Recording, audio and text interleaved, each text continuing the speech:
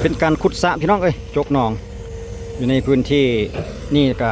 เดี๋ยวเราจะไปสอบถามเกี่ยวกับราคาการมาบริการเป็นการเหมาหรือว่าเฮ็ดเป็นจำนวนพื้นที่หรือว่าเป็นจำนวนเหมาอีกทีหนึ่งพี่น้องเดี๋ยวจะเล่าสู่ฟังถามมันกันว่าเพิ่นใส่เพิ่นจกแบบใดราคาใดเนาะสำหรับการจกหนองคลิปวิดีโอนี้กับปาวีที่ได้แล้วพี่น้องเอาบรรยากาศของจกสระจกหนองมาให้ทุกท่านติดตามและรับชมอีกทีหนึ่งในช่วงระหว่างเดือนมังกรปี2026พี่น้องเปลี่ยนบรรยากาศมาเบิ่งการจกดินเรื่องระคมราคาเดี๋ยวเราจังเล่าสู่ฟังไปสรุปแล้วรถดำเพิ่นก็จะมีแต่2คันเนาะสีเขียวๆคล้ายๆกันอีกเบิ่งการเคลื่อนตัวของรถดำคันนี้อีกก่อนเพราะว่ารู้สึกว่าดินจะซุ่มๆหนทางเพิ่นนี่ปืนแต่ว่าใส่บ่หลายปานใดเนาะลอกหน้าดินออกแล้วก็คือสิไปง่ายอยู่ดอกตามเบิ่งคือว่าเรียนไปเรียบนิ่มๆอยู่มาคันต่อมากับถอยสิดินค่าอยู่กับบะพุ่นบ่กะไหล สงสัยยกดำไปเพื่อจะให้รถแมคโครคันโกยให้บ่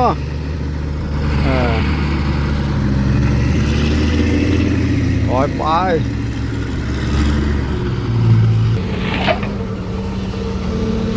ให้รถแมคโครอนามัยให้รู้สึกว่าดินเหนียวจะติดอยู่ในกระบะพุ่นเนาะแต่งขอบแบบเจิดแต่งแบบเจ้ยๆหน่อยนึงเนาะตามแผนการของเจ้าของเพื่อนบอกว่าต้องการ3 เมตรว่าซั่นเด้ความลึกนี่3 เมตรสำหรับพื้นที่ของ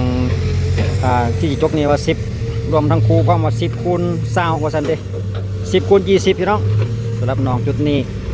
ตามการสอบถามราคาไล่เหมาเลยบ่ได้ไล่เฉพาะพื้นที่บ่ได้ไล่เป็นเม็ดก้อนมาซั่นเด้ไล่เหมาเลย10 คูณ 20ลึก3 เมตร8 ล้าน5 แสนสรุปแล้ว8 ล้าน 5 แสนกีบถ้าเป็นเงินไทยในเวลานี้ก็อยู่ประมาณ12,000พี่น้องประมาณ 12,000 บาทประมาณนี้แหละเนาะสำหรับราคาค่าเหมาเว้าสู่กันฟังพี่น้องถึงดูแพงครับพระเจ้ากับบ่ฮู้ว่าทางอื่นเขาเฮ็ดกันเท่าใด10 คูณ 20ลึก3 เมตรว่าซั่นเด้แต่ว่าเรื่องรถดำนี่ทั้งหากเด้เว้าเรื่องราคา8 ล้าน 5นี่เฉพาะค่ารถแมคโครอย่างเดียวเฉพาะค่ารถเพิ่นแต่ว่าเรื่องรถดำนี่แกขึ้นไปใส่หนทางเป็นว่าไล่เป็นเที่ยวเอาเที่ยวละ100,000 กีบสำหรับค่ารถดำเพิ่นเนาะเพราะว่าเลียนไปบ่ไกลพี่น้องเลียนไปใกล้ๆนิดนึงเอาไปถอกใหญ่แบบว่าซ่อมแปลงหนทางที่ว่าเลียนลงมาใส่เลียนลงมาเงินเลียนลงมาน้ำไห้น้ำนานี่แหละวะเพราะว่าเลียนไปใกล้ๆกันเพียงแต่ราคา100,000 กีบต่อ1 เที่ยวสำหรับรถดำ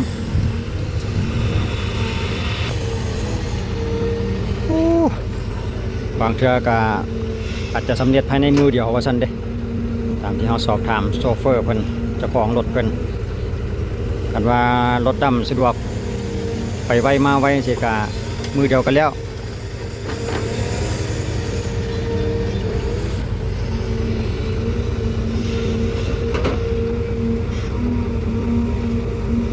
คล้ายๆเป็น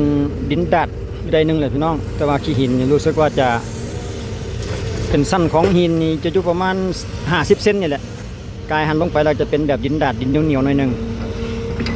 อยู่ในพื้นที่ของเขตบ้านโนนสะอาดพี่น้องเมืองไซธานีเฮานี่เองบริการจกหนองรู้สึกว่ารถแมคโครเพิ่นก็จะมีเบอร์โทรไว้ให้นะว่าท่านใดสนใจก็หยุดคลิปแล้วก็เบิ่งเบอร์โทรกับเพิ่นได้พี่น้องเรื่องการเฮ็ดเวียกหรือว่าเรื่องการระคมราคาก็สามารถโทรหาเพิ่นได้เนาะรู้สึกว่าจะเห็นเบอร์โทรเพิ่นอยู่ทางด้านข้างนี่เองเนาะ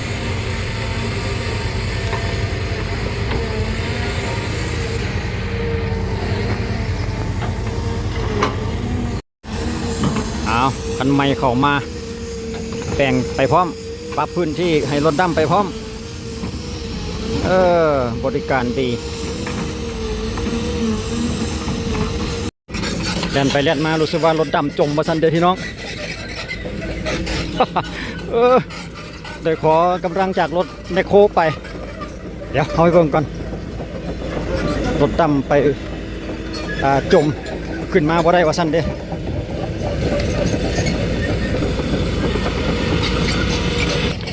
ไปเบิ่งใกล้ๆอีกทีหนึ่งก่อนโอ้ดินมันยังซุ่มอยู่ได้เขตนี้ก็ได้เอาดินเขตนี้คือมีแบบนี้ด้วยจมแบบใดเบิ่งก่อนโอ้รีบเลยจำโป้งเลย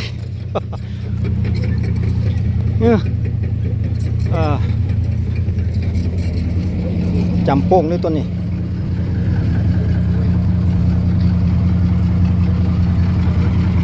ดินบ่ได้แท้ๆแบบนี้นะดินบ่ได้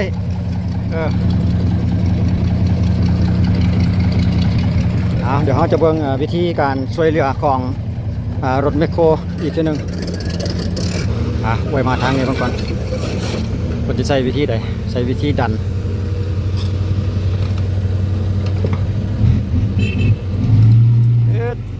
ยูโอ้กระต่อปู้สากกระต่อปึ๊ดเลยมุดดินไปเฉียดชิวกับต่อไม้หลังจากช่วยได้แล้วก็แล่นกลับคืนไปส่วนรถดำนี่ก็ยกไม่ต้องบรีรอให้เสียเวลายกทันทีเลยขึ้นได้แล้วเด้ไอ้บาทโอ้ยังว่าจะเมื่อเถอะดินเหนียวยังอีกโอ้ยังบ่อยากไหลอยู่พุ่นเรียบร้อยลงอย่างนิ่มนวลนี่เจ้าของเพิ่นนะเจ้าของดินจ้างรถมาต้องได้ค้ำสายฟืนสายไฟไปพร้อมอำนวยความสะดวกให้กับรถดำหันละว่าเพิ่นกำลังแปลงทางเขาไปหาเงินเพิ่นพี่น้องเอ้ยเงินเพิ่นก็อยู่หัวนาเงินเพิ่นนะเป็นนายจ้างรถแมคโครมาจ้างรถดำมารถแมคโครเพิ่นก็เหมาเลย8 ล้าน 5แสนจีบส่วนรถดำเราก็จ้างเป็นเที่ยวเอาหน้าไปเที่ยวละ1 แสนจีบอีกเท่านึงเนาะว่าสู้กันฟังพี่น้องมาพูดว่านาใหญ่ผู้จัดการใหญ่เพิ่นนะเจ้าของดินเจ้าของเงินเอารถมาลุงบุญนั่นเองเนาะจุดประสงค์ก็เพื่อว่าเอาดินขึ้นมาถมใส่เฮ็ดทางนี่แหละก็ได้เอายกอยู่ดินของเจ้าของหลังบ้านเอาไม้สาวเข่งสายไฟให้มันวิดจากรถดำเพิ่นสลับกับเปลี่ยนคันนั้นเข้ามาละคันนี้เกี่ยมออกไปทำการเทดินอีกทีนึงโอ้เต็มดีเถอะวะโอ้คันนี้เนี่ยเสียงนิ่มนวลเลยนะเสียงรถเพิ่นพื้นที่หนทางก็มีจำกัดพอดีเขาจะล้มรถนี่แหละ สุดยอดดี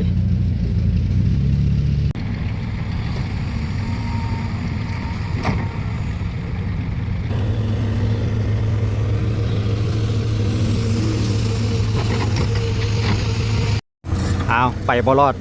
ขอความช่วยเหลือจากรถแมคโครอีกทีนึงขึ้น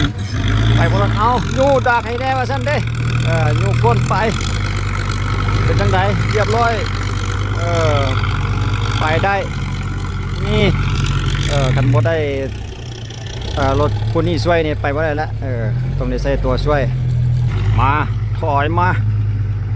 กันอยู่บ่ไกลหรอกพี่น้องเลยอยู่ใกล้ๆนี่แหละแต่ว่าทางมันหัก ลมๆอยู่นะมาเบิ่งดีราการเทดินการดำดินอีกทีนึงทีมงานสีเขียวรถดำ2 คันนี่เขียวมัดทั้ง2ยกเบิ่งเพิ่นยกดินอีกทีนึงเทลงมาลองเบิ่ง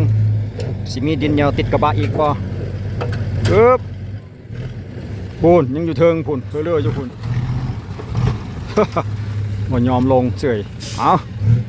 จะได้กระตุกอีกจะบาด จุกจากเรียบร้อยเป็นจังใดก็ยังบ่หมดเทื่อยังบ่ทันได้หมดถอยจึกอ้าวตบก้นบาทหนึ่งก็ยังบ่ทันลงอีกเอาไม้กระชากอีกยังแต่พอยุ่ยๆบ่เต็มใจไหลปานใดยังอยู่หน่อยหนึงคิดว่าน่าจะให้รถแมคโครเป็นผู้เคลียร์ให้ซะละมั้งงานนี่นะ งานในงานด้านติดอยู่ตลอดโซเฟอร์เอาให้จะได้เอาไม้แง่วะ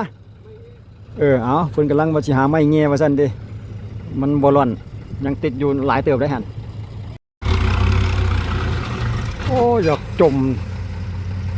ดินมันนิ่มดินมันนุ่มนิ่มโอ้ยไอ้จ้ะ โมเมนต์เรื่องงานซะแล้วเฮ็ดอยู่ในจุดที่ว่าพอกระเทือนนี่เนาะ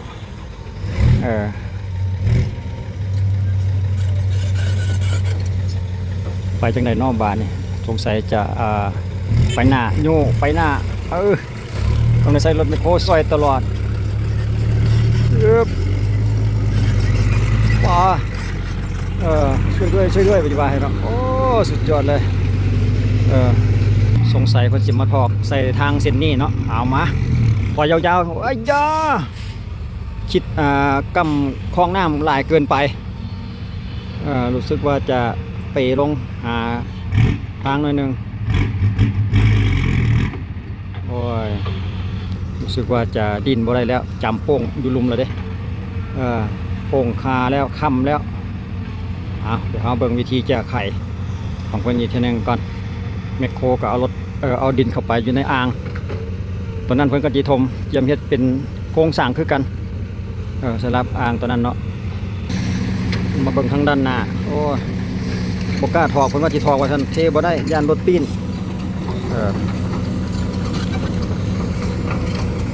ต้องให้รถแมคโครนี่มาช่วยเดี๋ยวเราเบิ่งวิธีช่วยเหลือของรถแมคโครอีกทีนึงว่าจะช่วยวิธีใดอาจจะส่วนก้นขึ้นเอาไปเป็นจังไดขึ้นได้บ่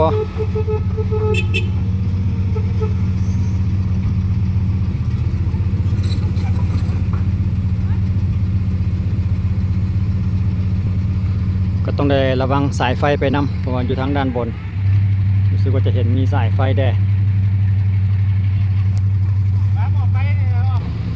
เดี๋ยวเรามาเบิ่งอีกมุมหนึ่งทางด้านสูงตัวนี้จะสูงกว่านิดนึงฝั่งเบื้องนี้ก็เป็นโรงงานดินเผาโรงงานดินจีเนาะที่ว่าเขาผลิตอิฐแดงสำหรับจุดนี้เนาะเป็นโรงงานเดี๋ยวเรามาเบิ่งวิธีแก้ไขอีกของเพิ่นต่อเลยเนาะว่าจะหาวิธีใดที่จะเอารถดำขึ้นจากห้องตัวนี้ให้มันได้ง่ายๆสรุปแล้วต้องได้มั่างหัวออกตอนน้อยหนึ่งเพราะฉะนั้นอาจจะมีปัญหาในการช่วยเหลือเนาะเพื่อให้มันเป็นบริเวณกว้างก็เลยต้องได้เอามั่งตะนางนี้ออกน้อยหนึ่งก่อนว่าซั่น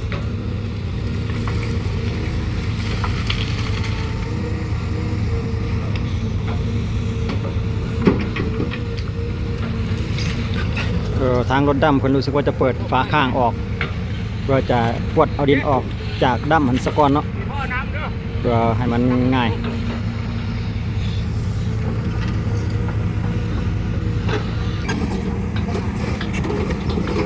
หลังจากมากหัวแล้วเพิ่นก็แล่นมาเบื้องนี้เนาะมันก็จะซอยเวทีได้เบื้องอีกทีนึงก่อนพี่น้องไปเอาดินออกรถแมคโครมาจกดินอยู่ในดำมันออก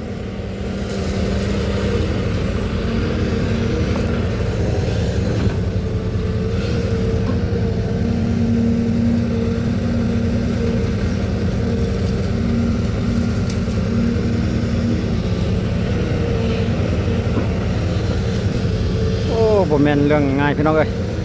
การเฮ็ดเวียกแต่หากว่ามีการเสียหลักผิดพลาดไปหน่อยนึงนี่ก็ได้ใช้เวลาแก้ไขดนพอสมควรหลังจากเอาดินออกจากดำเรียบร้อยแล้วก็ยุบาดนี่รู้สึกว่าดินก็จะเหลือหน่อยแล้วไป เรียบร้อยอย่างง่ายได้สำเร็จการช่วยเหลือหรือว่าปลอดภัยผ่านไปได้ด้วยดีไปเตรียมจกดินใส่รถดำเป็นรายการต่อไปอีก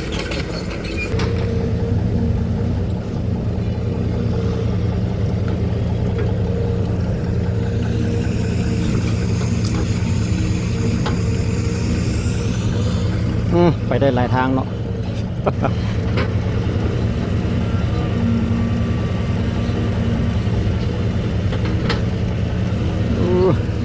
ตัวนี้เป็นก้อนหินอ้ยากิ่งลงคืนเป็นก้อนหมกใหญ่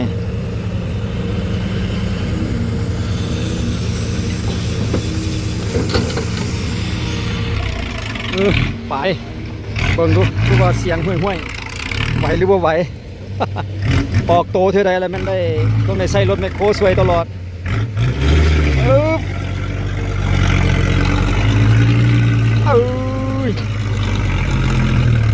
บืนยางเดี๋ยวงานใดก็ได้เล่งเอาใจช่วย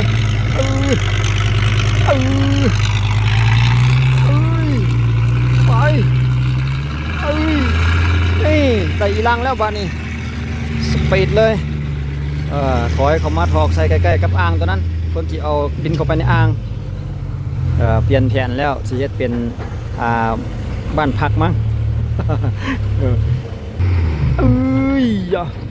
เอาบืนบ่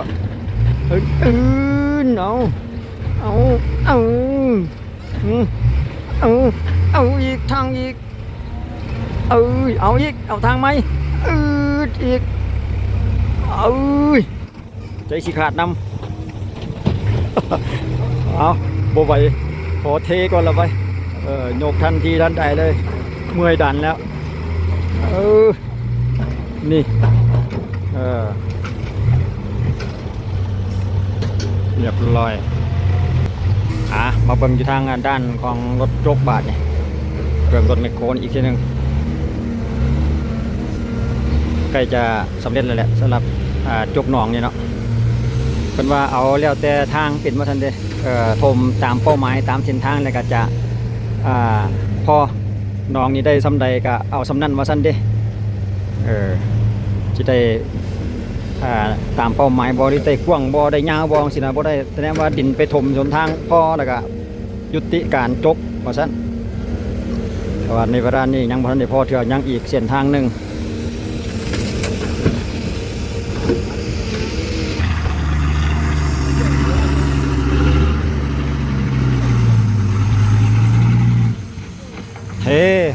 ถอยมาพอดีเป๊ะ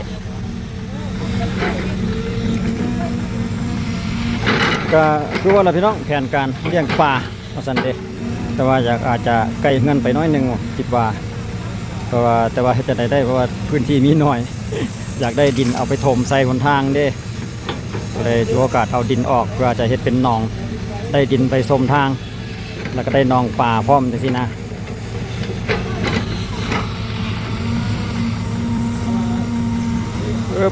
โอ้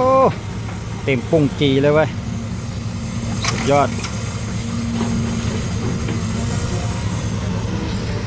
ความลึก3 เมตรพี่น้องแผนการประมาณ10 คูณ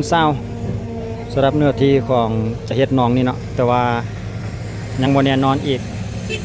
ก็เลยว่าอาจจะ